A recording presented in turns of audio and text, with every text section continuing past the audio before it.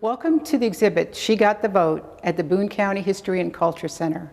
This exhibit commemorates the winning of the vote through the 19th Amendment to the Constitution. Beginning in the year 1848, which is officially considered the beginning of the women seeking the right to vote, women and men met in Seneca Falls in New York State to talk about various issues related to women's rights. The one right that they brought up, which was new and actually shocking at the time, was that women should have the right to vote.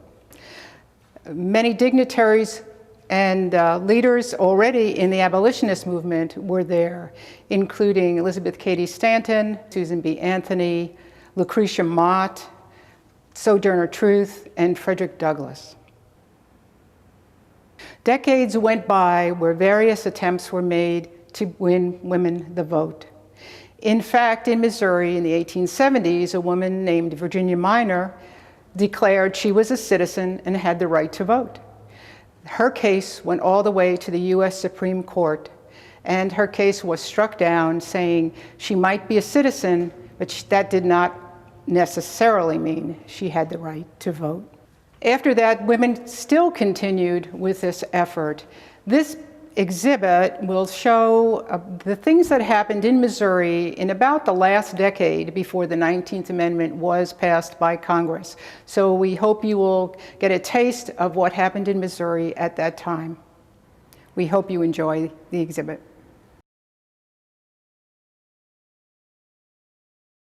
Let's focus on Missouri. These two exhibits remind us that Missouri women in all walks of life, on the farms and in the city, were involved in the movement.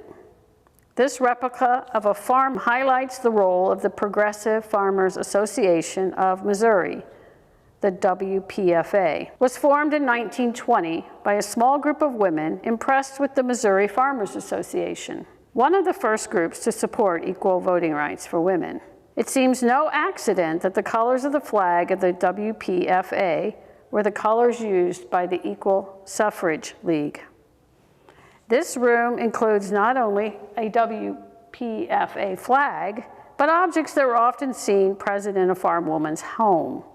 The registered to vote placard in the window was given to women as they registered in hopes it would encourage other women to register to vote. In the cities, parlors became meeting rooms. The Columbia Equal Suffrage League had its first meeting on November 16, 1912. They met in churches and other public buildings, as well as in the homes of members who were committed to getting Missouri legislature to support the 19th Amendment. The documents you see here are from the pages of the January 1919 minutes of the group. Columbia, along with many other cities in the state, had its own organization of suffragettes. So we'll share a little bit of information about Columbia's early beginnings. The Columbia Equal Suffrage Association was formed in November of 1912. The first president was Dr. R.H. Jesse, who in 1908 had recently left his position as president of the University of Missouri, but was very involved also in the suffrage movement in Columbia. He, along with other local ladies, were there to form this organization. Helen Guthrie Miller was elected chair, and Luella St. Clair Moss, who we'll hear a little bit more about later, who was then president of Christian College, was elected vice president. Helen Guthrie Miller was actively involved in the suffrage movement outside of mid-Missouri. She was president of the Missouri Equal Suffrage Association and the first vice president of the National American Women's Suffrage Association. She traveled the state of Missouri to collect pro-suffrage petitions to present to the Missouri legislature. Here's an interesting story, kind of a funny story, really. Rosa Ingalls became the second president of the Columbia Equal Suffrage Association. She planned a large event in October 1914 that would feature Jane Addams, who was a nationally known speaker and had a reputation for delivering speeches that could persuade anti-suffrage proponents to change their views. The event was originally scheduled to be at the university campus, but the anti-suffrage sentiment at the university was said to be so strong that authorities were fearful of hosting Mrs. Adams in the university's auditorium. For that reason, the Columbia Opera House at Hitton Broadway was hurriedly secured. The event was a success with all seats filled. In fact, many had to be turned away. Columbia area suffragettes spoke at many gatherings, including the Tuesday Club. Another local leader, Jenny Wrench, gave her first talk on the subject at a political barbecue on the school grounds in Ashland. Her presentation drew a mixed audience. A man elbowed his way into the crowd, got close to the speakers and said, "I ain't never heard none of them women bark yet, and I'm going to get me a good place."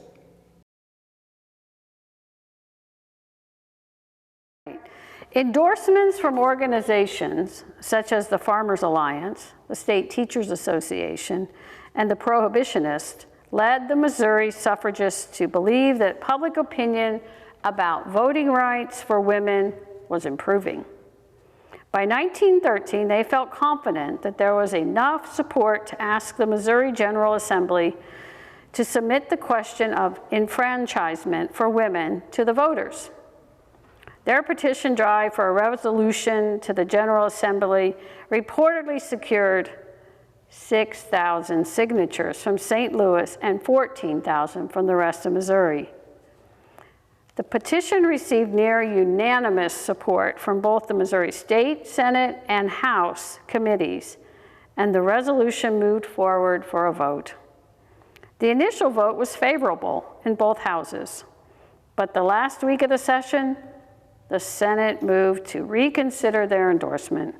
The resolution was sent back to committee, effectively killing the bill. And what we're going to see amongst Missouri women over time is that there's going to be a highlight, they're going to get pushed back down, and then we're going to see them come across even stronger and do the Missouri show me. But immediately after the defeat, suffragists changed their approach and made plans for collecting 23,000 signatures on an initiative petition, which would submit the measure directly to the people through a ballot initiative. The suffragists formed flying squadrons. They traveled to specific communities where they went house to house in automobiles and on foot to gather signatures. When they finally reached the required number of signatures, plans were made for a representative from each congressional district to go to Jeff City for the presentation of the petitions to the Secretary of State. Each district had its petitions wrapped in white tissue paper and tied with a yellow ribbon. Reporters were on hand, but those who came laughing went away, sobered by the earnestness and dignity of the ceremony. Up until this time, there were some who assumed the women of Missouri did not want suffrage. But the notion was firmly debunked by the presentation of the petitions, whether the petitions came from the city or the farm, whether they were circulated by school teachers or college students, housekeepers or society matrons. These petitions prove that Missouri women did indeed want the vote. However, despite the many months of hard work by the suffragists, the state ballot initiative for the women's right to vote was overwhelmingly defeated in the 1914 general election. Only 36% of the votes were in favor.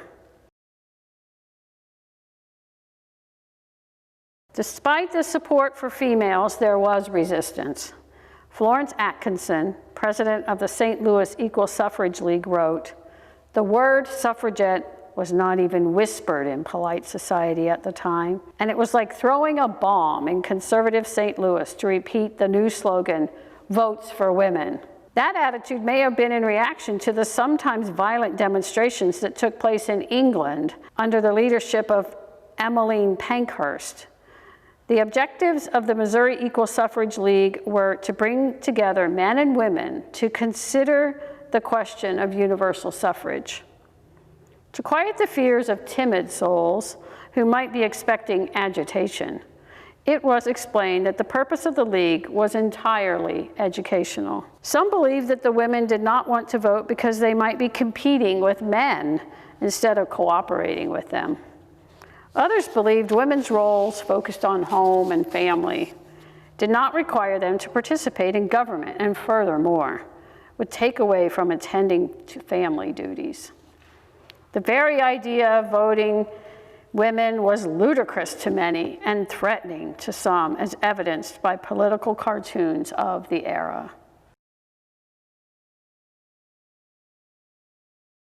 In 1840, Queen Victoria wore a white dress to her wedding. From that time onward, the white dress took on a significant meaning for women in their clothing selections. The dresses here in the exhibit show us some of the kinds of clothing women would have worn as both everyday wear and a little bit of a fancier dress. This type of clothing brings us to discussion about another very significant event, and that was the Golden Lane. The Golden Lane was designed to influence the attendees, and especially President Wilson, at the National Democratic Convention in St. Louis in 1916. According to media estimates, there were 7,000 of us women lining the street in St. Louis on June 14, 1916. We carried yellow parasols and were dressed in white dresses with yellow sashes that said, "Votes for Women." We gathered for the opening day of the National Democratic Convention. Our walkless, talkless parade was dubbed the Golden Lane. The demonstration was strategically placed so the Democratic Convention delegates would pass by us as they walked the 10 blocks from Jefferson Hotel to the Coliseum, where the convention was being held. One of the topics at the convention was going to be women's enfranchisement. For months prior to the convention, activists enlisted recruits, such as me, for the slogan, "One woman is in line is worth 10 petitions in the wastebasket." The demonstration lasted for 2 hours. Its purpose was to send a quiet but forceful message to the delegates, all of them were men, and one that they could not ignore.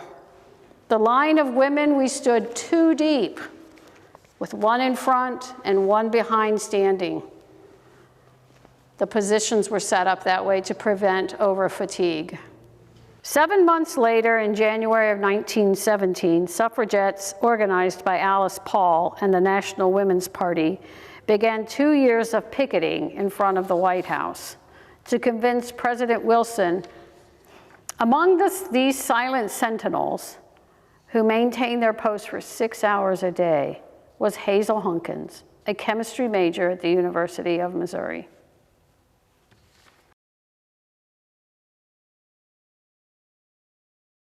Although the ballot measure for women's enfranchisement failed in Missouri, the suffragists continued to press forward. In 1917, a bill for presidential suffrage was introduced to the Missouri legislature. The House passed the bill, 87-37, but the Senate defeated it. This seemed like another setback, but success came with the passage of the Susan B. Anthony Amendment to the National Constitution. On May 21, 1919, the United States House of Representatives passed by a vote of 304 to 89.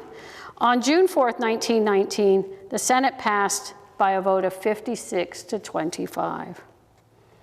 The Susan B. Anthony Amendment stated, "The right of citizens of the United States to vote shall not be denied or abridged by the United States or by any state on account of sex." This amendment was signed in the absence of President Wilson by Vice President Marshall on June 6th. Every Missouri congressman in the House voted in favor.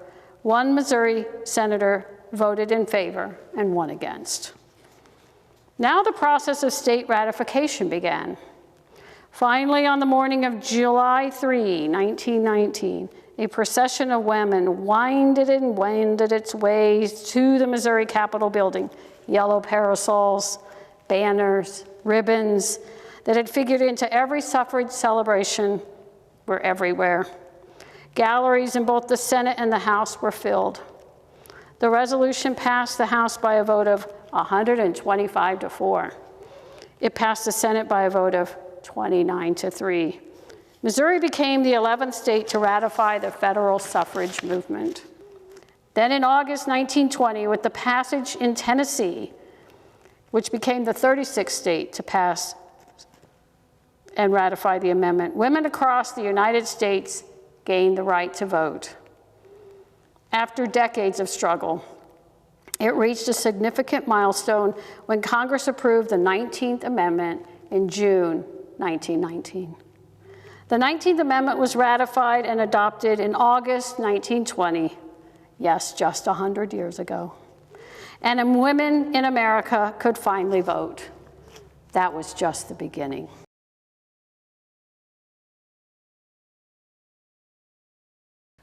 Well, now women had the vote. What would they do? Was their work done? It wasn't done yet. In fact, it was just beginning. Carrie Chapman Catt, one of the great leaders at the national level, determined that work was still to be done, and she set about forming a national organization called the League of Women Voters. This organization then had local chapters, state chapters, and the national, all working together to make society better. They took on issues of public policy as they always had been wanting to do, but had no power. Now they had the power of the vote. So from the very beginning, whether it was health care for the poor, whether it was good food, whether it was safe food, whether it was topics such as women serving on juries, whether it was funding for education, whether it was raising salaries, whether it was equal rights for women, equal pay for women. These were issues that bubbled up right from the beginning. In fact, some of them we're still working on as a nation. We'd like to focus on a few of our local members who were particularly distinguished. In fact, we did have a long line of very distinguished leaders in our League of Women Voters chapter. We started in December of 1919, which was actually before women officially got the vote when ratification occurred in August of 1920. So we're proud to say we were there before it was really official. One of our leading lights at the very beginning was Luella St. Clair Moss, and we've mentioned her a little bit earlier as a leader in the suffragist movement locally and at the state level. Women got the vote in 1920. In 1922, Luella St. Clair Moss, who had been the president of Christian College, now Columbia College, and had made an excellent reputation for herself around the state, determined to run for U.S. Congress. This was the first woman who ran for a national office just 2 years after women got the vote, which is extraordinary if you think about it. It took many years before a woman actually did become elected at the national level. She did not win that election, but she ran an amazing campaign and almost won, and she was running against an incumbent. So we are quite proud of her and always want to recognize her. We have some other members in our cabinet in the display. We have Jenny Wrench and Ella Victoria Dobbs. Some of these women were faculty members, and if you consider the status of women as educators in higher ed at the time, we were really fortunate to have these women participate in this organization and in our community. As the years progressed and different issues came up, some other great leaders were Dr. Nola Haynes, who lived to be 100, by the way. And she voted in the first election for women. Gertrude Marble, we call her Gertrude of the 3 M's or 4 M's. She had several husbands, all whose name began with M. So we always kind of amused at that. She was a wonderful leader. And more recently, Carolyn Luthold, Liz Schmidt, and Joe Sapp were extraordinary leaders in the community, not just for the League, but for other things that they did within our area and beyond at the state level. So we're quite proud of them. There's no way to summarize 100 years in a display case. And in fact, almost all of our records are at the State Historical Society. And so if you want to learn more about our League of Women Voters chapter, you can find them there. However, we pulled some things that we thought kind of gave you a little hint about some of the things we've done over the years. We had chapters of the Junior League of Women Voters at the various colleges. And so even though they may not have been eligible to vote, remember, we didn't have voting until you were 21, and so a lot of the college girls were younger. But they joined because this was of importance to them and they wanted to be prepared for when the time came for them to vote.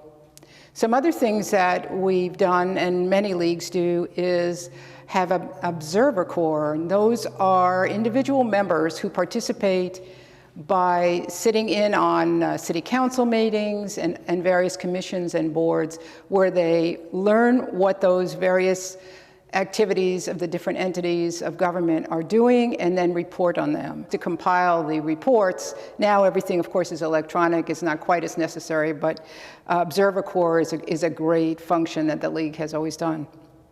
Other things is just informing our members and the public. We have published a newsletter for years. I think about 1935, we're not sure if much was before then, but that was a way to keep the public informed about what was happening. And then of course, when there were various issues, if the League determined to take a position and to advocate on particular public policy issues, the League would publish material for the public to learn more about it. Always looking to engage future voters, and you'll notice we have a great poster where a young person is being encouraged to vote, and these were distributed from the State League of Women Voters to all the high schools, trying to get young people to be sure to vote. This is a critical issue. Women fought for it for more than 70 years, and we have to treasure our ability to vote. So that summarizes some of what the League of Women Voters has done over the years as a result of getting the vote. And so we are just grateful that the vote came and that we are making great use of it.